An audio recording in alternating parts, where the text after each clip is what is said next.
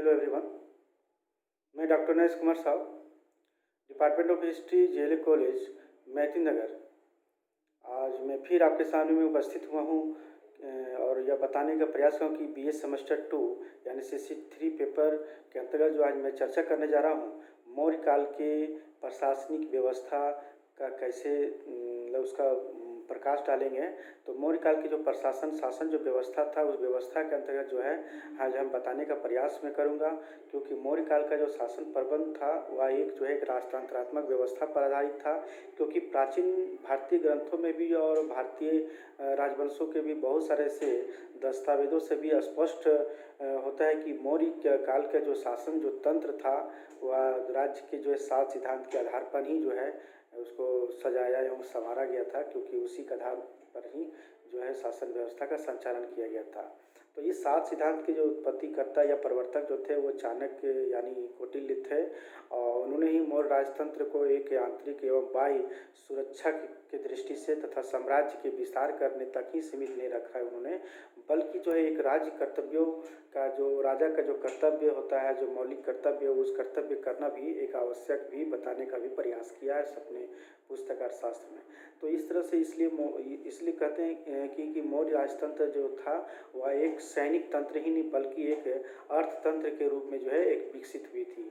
इस तरह से हम कह सकते हैं कि अशोक ने भी अपने समय में बहुत सारे वर्णन किए हैं और उन्होंने बताया भी है कि राजा के कर्तव्य यानी प्रजा के कैसे नैतिक और कैसे कल्याणकारी करना चाहिए, कैसे नैतिक कर्तव्य को निभाना चाहिए प्रजा को। तो इस तरह से बताने का प्रयास किया और यहाँ तक कि अशोक ने जो है धार्मिक आचरण करने वाले सामाजिक प्राणी का निर्माण करने के लिए जो है बताया है। बहुत सारे ऐसे नैतिक कर्तव्यों को जो अशोक ने जो है बताने का प्रयास किया कि राजा और प्रजा के बीच में कैसी संबंध होनी चाहिए। तो इस तरह से बहुत सारे बातें थी, लेकिन इस तरह से जो है मौर्य राजतंत्र जो था वह अपनी कार्य सीमा में जो है अपने आप में जो है अपने समय में जो है मानव जीवन के लिए जो है एक आवश्यक बातों को जो है रखा गया था भी। तो इस तरह से जो मौर्य काल के जो शासन जो व्यवस्था था, सबसे पहले हम जानने का प्रयास करें कि मौर्य के शासन व्यवस्था का जो आधार जो था, जो सर्वस्व स्वामी जो था वह राजा था। क्योंकि मौर्य काल के जो शासन प्रबंध में जो राजा ही प्रमुख होता था और कौटिल्य के राजा कौटिल्य जो था वो राजा को जो है स्वामी भी बताया है। और मौर्य काल में जो राजा जो थे वो प्रशासन की सारी जिम्मेवारी और सारी शक्तियाँ जो है उन राजा में जो है समाहित थी और शक्तियाँ निहित भी थी। युद्ध के मैदान में भी जो है एक सर्वोच्च योद्धा के रूप में और एक सेना के नायक के रूप में और सारी कार्य योजना जो होती थी नीति निर्धारण में राजा ही प्रमुख होता था। तो इस तरह से वह सर्वगुण संपन्न होते हुए भी जो है उदार निरंकुश होता था। और इस तरह से उच्च आदर्श जो है प्रेरित होने के लिए जो है उन्होंने बहुत सारे ऐसे कार्य किए। उसी कारण से प्रजा का उन्होंने ये भी बताने का प्रयास किया है कि वह प्रजा का सुख और हित और कैसे उसका सुख जो है पहुँचे उस प्रजा पर। अतः निरंकुश होते हुए भी जो है व्यवहारिक रूप से जो है बहुत सारे प्रतिबंधों को जो है बांटे थे, बहुत सारे रीति रिवाजों के बारे में। तो इस तरह से जो है राजा जो है प्रमुख स्वामी होता है। दूसरा हमारा था युवराज। युवराज जो होते थे वो राजकुमार होते थे। क्योंकि मौर्य काल के शासन प्रबंध में हम देखते हैं कि राजा के बाद जो है युवराज का जो है पद होता था। और युवराज का पद जो है और उसे इस पद पर जो है प्रायः जो है मतलब कि प्रायः जो कहता है कि राजा का जो ज्येष्ठ पुत्र है तो उसी को युवराज जो है लगभग जो है बनाया जाता था। तो कभी कभी हम देखने को मिलता है कि एक से अधिक राजकुमारों को जो है युवराज का पद भी दिया जाता था। और यहाँ तक हम देखते हैं कि क्योंकि मौर्य साम्राज्य था बहुत विशाल साम्राज्य के रूप में प्रतिष्ठापित था, इसलिए उसकी प्रशासनिक व्यवस्था भी था वो बहुत विस्तृत था। इसलिए उसके कहा जाता है कि बिंबिसार के जो 2 पुत्र सुमन और जो अशोक थे दोनों एक युवराज के रूप में था, जो दोनों का पद युवराज का पद था। लेकिन इसके समय में बहुत सारे ऐसे बातें आती हैं जैसे दशरथ के समय में उसके भाई यानी संप्रति को भी जो है युवराज का भी पद से जो हटा दिया था। तो इस तरह से इसका उद्देश्य था कि आने वाले समय में जो था वो राजा की तैयारी जो है कौटिल्य ने अपने अर्थशास्त्र में जो है युवराज की जितनी भी सारी प्रशिक्षण का कार्य होता है या उसे विस्तृत रूप से जो है वर्णन भी किए हैं हमारे कौटिल्य ने। अतः राजपद की जो प्रशिक्षित राजा जो है राज्य को ही दिया जाता था, यानी राज्य को ही जो है उसकी सारी देखभाल, उसकी शासन, उसकी सारी प्रशिक्षण का कार्य देखते थे। इसके बाद हम देखते हैं युवराज के बाद जो है केंद्रीय प्रशासन, क्योंकि मौर्य के कालीन जो राजाओं ने भी जो थे अपने अधीन एक विस्तृत एवं केंद्रीय रूप से जो है शासन व्यवस्था संगठित किया था। यहाँ तक हम देखते हैं कि केंद्रीय शासन व्यवस्था की जो मुख्य संचालन का जो सहयोग करता था वह मंत्री परिषद ही होती थी, कि मंत्री परिषद के द्वारा ही जो है वो राजा जो है अपनी शासन व्यवस्था को संचालन करता था। और यह था हमारा आंतरिक मंत्री परिषद और बाह्य मंत्री परिषद, दो रूपों में था। आंतरिक परिषद के अंतर्गत भी जो है प्रधानमंत्री, सेना मंत्री और परराष्ट्र मंत्री, वित्त मंत्री, ये सब बहुत सारे ऐसे थे जो हमारे आंतरिक मंत्री परिषद के रूप में प्रतिष्ठापित थे। इसके अलावा हम देखते हैं मौर्य केंद्रीय प्रशासन में बहुत सारे 18 विभाग थे जिन्हें तीर्थ भी कहा जाता है, जो विभाग को ही उस समय जो है तीर्थ कहा जाता था। जैसे मंत्री, पुरोहित, सेनानायक, युवराज, समाहर्ता, ये सब जितने भी सारे हैं सभी जो एक विभाग के रूप में थे। तो इस तरह से देखते हैं कि हमारा एक केंद्रीय प्रशासन था। लेकिन हम देखेंगे कि राजस्व प्रशासन के बारे में हम चर्चा करेंगे, क्योंकि राजस्व ही जो है राजा यानी पूरे साम्राज्य का जो है एक आधार होता है, आधार उसका जो स्रोत होता है आधार का। तो इस तरह राजस्व प्रशासन के अंतर्गत देखते हैं कि 2 केंद्रीय मंत्री होते थे मुख्य रूप से, जो समाहर्ता और सन्निहर्ता।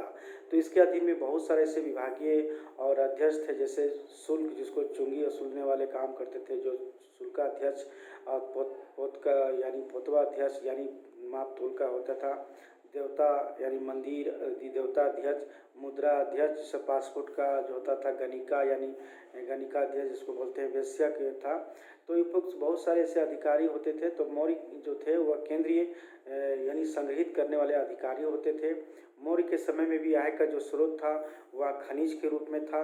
वन और कर से जितने भी होते थे और वणिक है ना, तो हमारे व्यापार व्यवसाय से जितने भी थे उन लोग से भी आय का स्रोत होता था।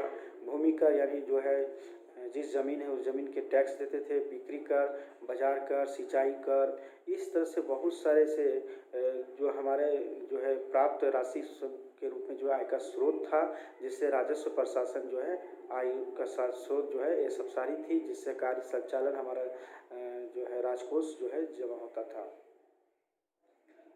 सैनिक प्रशासन के बारे में अगर हम चर्चा करेंगे, क्योंकि सैनिक प्रशासन भी जो था वह एक मौर्य काल का जो एक विशाल सेना थी, और यह बहुत ही विशाल जो अस्थायी रूप से थी, और यहाँ तक थे जिसमें पैदल, अश्वरोही, गजारोही जिसको हाथी सेना बोलते हैं, और रथरोही, रथ में जो होते थे, जो चतुरांगिनी सेना के नाम से भी जाना जाता है। मौर्य काल की जो सेना में जो चतुरांगिनी सेना का जो नाम बहुत ही सुप्रसिद्ध है।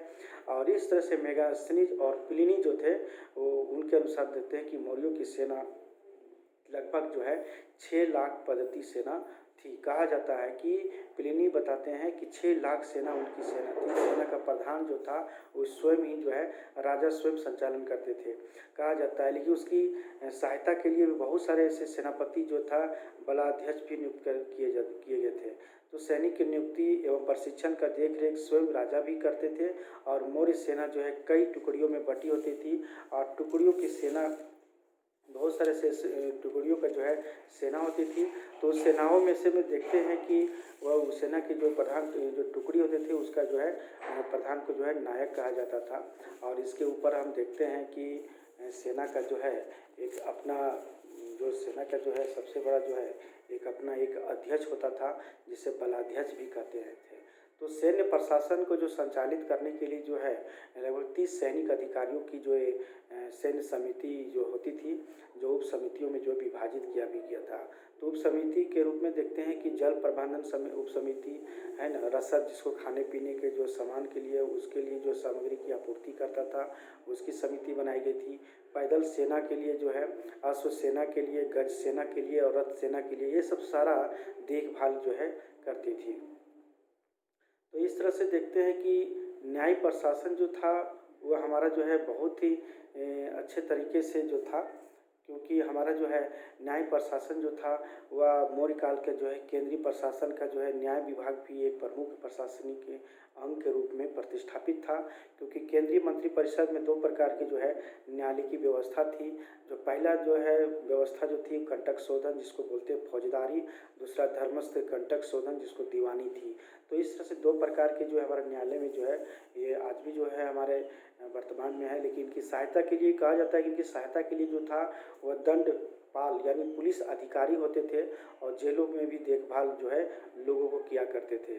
तो मौर्य कानून के जो देखते हैं कि मौर्य के जो है 4 प्रमुख स्रोत थे, जो अर्थशास्त्र के अनुसार कहा जाता है कि धर्म, व्यवहार, चरित्र और राजा जो है शासन के जो है अनुसार हम देखते हैं कि शासन ही जो है कानून का मुख्य आधार होता था। क्योंकि चंद्रगुप्त मौर्य जो के समय में हम देखते हैं न्याय दान जो था वो आधार जो था वो वर्ण व्यवस्था था, लेकिन हम देखते हैं वहीं कि अशोक ने जो व्यवहार और दंड की समानता का प्रचलन जो है शुरू कर दिया था। तो इस तरह से जो न्याय प्रशासन जो है विभिन्न राजाओं ने अपने अपने कुछ थोड़ा बहुत जो है अलग करने की कोशिश किया, लेकिन हमारा जो चंद्रगुप्त जो था वो आधार जो बनाया था न्याय का वर्ण व्यवस्था बनाया था, लेकिन मौर्य ने वहीं उसकी जगह व्यवहारिक और दंड जो था उस समानता का अधिकार के अनुसार जो है आधार बनाया था। इसके बाद हम देखते हैं कि जो है गुप्तचर व्यवस्था की कौटिल्य के अर्थशास्त्र में हम देखते हैं कि उससे पता चलता है अर्थशास्त्र में कि मौर्य राजा की जान पर बहुत अधिक संकट थी, क्योंकि इसलिए राजा को गुप्तचर व्यवस्था की जो है व्यवस्था रखनी पड़ती थी, क्योंकि गुप्तचर राजा को हर बात की जानकारी देते थे। गुप्तचर राजा के जो प्राण की रक्षा के साथ साथ हम देखते हैं कि प्रशासन की गतिविधियों को भी जो है गतिविधियों पर जो है देख रेख यानी उस पर जो है कड़ी निगरानी रखते थे। कि गुप्तचर में जो है देखते हैं कि सती, पुरुष, वैश्य, सन्यासी ये भी शामिल किया जाता है, यानी गुप्तचर इन लोगों को भी जो है बनाया जाता था ताकि किसी को पता न चले कि ये गुप्तचर है। तो इस तरह से गुप्तचर जो है विभिन्न प्रकार के वेशभूषा में भी लोग रहा करते थे। आज के जो है हम लोग को जो CID जिस तरह से होती है उस तरह से जो है माना जाता है कि गुप्तचर व्यवस्था राजा के लिए बहुत ही लाभदायक था उस समय। इसके बारे में हम चर्चा करें कि नगर प्रशासन के बारे में। तो नगर प्रशासन क्या है कि पाटलिपुत्र यानी जो था मौर्य काल का जो है प्रधान प्रशासनिक केंद्र के रूप में जो है प्रतिष्ठापित था, और मेगास्थनीज के अनुसार जो बताया जाता है और कि यह जो नगर था जो हमारा पाटलिपुत्र था वो गंगा और सोन नदी के संगम पर थी, लेकिन चारों ओर से क्या था जल से घिरा हुआ था यानी पानी से घिरा हुआ था।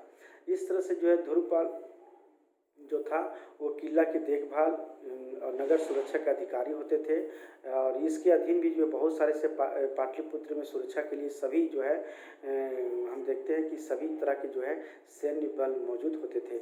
नगर प्रशासन की सहायता के लिए जो एक नगर परिषद भी बनी हुई थी। नगर के जो प्रधान थे वह जो है नागरिक कहलाते थे, और इस तरह से देखते इसकी नियुक्ति जो था वो राजा स्वयं करते थे, क्योंकि नगर जो है परिषद 5-5 सदस्यों की जो है 6 उप समितियों का भी जो है में बांटा था। इस तरह से देखते हैं कि शिल्प समिति, उद्योग समिति, जनसंख्या समिति, कर समिति, शासक विदेशिक समिति और कर समिति वाली से उप समिति के रूप में जो है ये सब बांट के उप समिति बांटी हुई थी। तो इसी आधार पर हम देखते हैं कि मौर्य के नगरों के प्रशासन को सुव्यवस्थित और सुदृढ़ रूप से किया गया था, और पाटलिपुत्र के जो अलावा जो है अन्य नगर जो था विकसित कौशाम्बी, तक्षशिला, सौराष्ट्र, तोसली, ताम्रलिप्ति इत्यादि बहुत सारे से हमारे जो है प्रशासन का केंद्र के रूप में प्रतिष्ठापित था। तो इस तरह से हम देखते हैं कि मौर्य काल का जो है प्रशासनिक जो व्यवस्था जो थी बहुत ही एक राजतंत्रात्मक व्यवस्था पर आधारित थी, और जिस पर जो है बहुत सारे से प्राचीन ग्रंथों और भारतीय वंशों के बहुत सारे जो दस्तावेज है उससे भी मेरा स्पष्ट होता है कि ये जो शासन जो तंत्र जो था या मौर्य काल का जो शासन जो व्यवस्था था वो कौटिल्य के अर्थशास्त्र के जो 7 सिद्धांत जो दिए थे उसी के आधार पर जो था ये मौर्य काल की प्रशासन व्यवस्था जो है थी। तो इस तरह से हम देखते हैं कि मौर्य काल में जो है राजा, युवराज और हमारा मंत्री परिषद, नगर प्रशासन भी होते थे, राजस्व प्रशासन, सैन्य प्रशासन, यानी विभिन्न विभागों में बांट करके जो है ये कार्य का संचालन किया जाता था। और इस तरह से हम देखते हैं कि जो है नगर को जो है बहुत ही सुदृढ़ और सुव्यवस्थित रूप से जो है यानी पाटलिपुत्र की जो राजधानी थी जो उसको जो है बहुत ही सुदृढ़ सुव्यवस्थित रूप से जो है करने का प्रयास किया। और इस तरह से नगर व्यवस्था का जो है आज भी जो मौर्य काल के बहुत सारे से भग्नावशेष जो है आज भी जो है विराजमान है वहाँ पाटलिपुत्र में। और इस तरह से जो है उनकी कैसी सभासद होती थी, कैसा उसका सभा चलती थी दरबार, तो उस तरह से सारी चीज़ व्यवस्था जो है आज जो है भग्नावशेष के रूप में जो है विस्तृत से दिखाई पड़ती है। तो इस तरह से जो है मौर्य काल की जो प्रशासनिक व्यवस्था है, वो प्रशासनिक व्यवस्था जो है बहुत ही एक अच्छे तरीके से शासन संचालन करने का जो है व्यवस्था था, वह राजाओं ने जो है किया था।